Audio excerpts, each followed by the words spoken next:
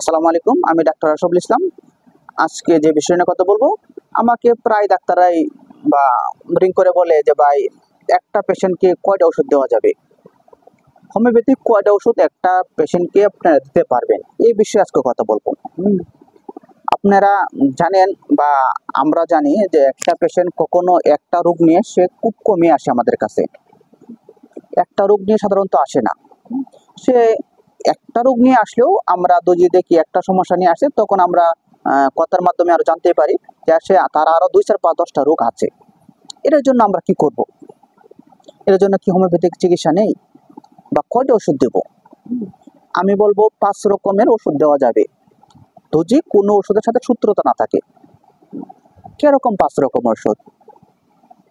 কথার কথা, আপনি যে কোনো একটা ডাইলেশন সিলেকশন করলেন, যে মনে করেন যে সে বললো কি তার প্রচুর পরিমাণে মাথা ব্যথা, সবকিছু মিল করে আসলো বেলেডোনা 200 পাওয়ার দিলেন, 200 পাওয়ার দেওয়া যাবে।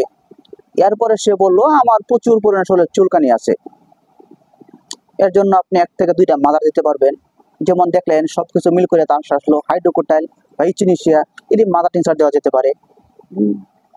এরপরে দেখলেন যে তার কোষ্ঠকাঠিন্যের সমস্যা আছে বা শরীরে আরো অন্যান্য সমস্যা আছে, তখন আপনি ওই সব চিন্তা ভাবনা করে 2টা বাইকেমিক দিতে পারলেন। ক্যালকেরিয়া ফ্লোর বাইকেমিক দিতে পারলেন বা নেটটাম সাল বাইকেমিক দিতে পারবেন, বা বাইকেমিক আরো 2, 4, 5টা বাড়ায় দেওয়া যাবে। তাদের কারোর সাথে সূত্রতম করবে না। এরপরে জানতে পারলেন যে তার প্রচুর পরিমাণে শরীর দুর্বল, খাওয়ার রুচি নেই, তখন আপনারা কি করতে পারবেন? একটা আমলকি সিরাপ বা একটা আলফা সিরাপ দিতে পারবেন। এরপরে আপনি আরো তথ্য জানার পরে যদি আরো কিছু জানতে পারেন, এটা দিতে পারবেন, সমস্যা কিছু কারণ যদি কারোর সাথে সূত্রতা না থাকে, তো 2, 4, 5টা ওষুধ হয়ে গেল, একটা পেশেন্টের জন্য দেওয়া হয়ে গেলে দিতে পারবেন, কোনো সমস্যা নেই। তবে যে সমস্যাটা আপনি একটা পেশেন্ট 5টা 10টা সমস্যা নিয়ে আপনার কাছে আসতে পারে, কোনো সমস্যা নেই।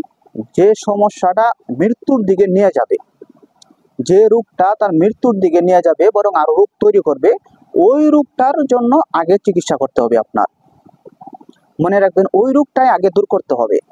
ওই রোগ যদি পেশেন্ট আসে আপনার মাথা ব্যথার জন্য, তার যদি দেখেন প্রস্রাবের সমস্যা আছে, তাহলে আগে প্রস্রাবের সমস্যা দূর করতে হবে। আর মাথা ব্যথা থেকে রোগ সৃষ্টি হবে না, কম হবে, কিন্তু প্রস্রাবের থেকে বেশি রোগ সৃষ্টি হবে। এটার জন্য যে রোগগুলা সৃষ্টি হয় এবং মৃত্যুর দিকে নিয়ে যায়, ওই রোগগুলাকে আগে দ্রুত চিকিৎসা করতে হবে। হোমিওপ্যাথিক বিষয়ে যদি কারো কোনো জানার ইচ্ছা থাকে বা কোনো তথ্য, আমাদের কাছে মেসেজ করবেন বা রিং কল করবেন, আমরা চেষ্টা করব যতটুকু পারি আপনাদের তথ্য দেওয়ার জন্য। ভালো থাকবেন, সুস্থ থাকবেন। আসসালামু আলাইকুম।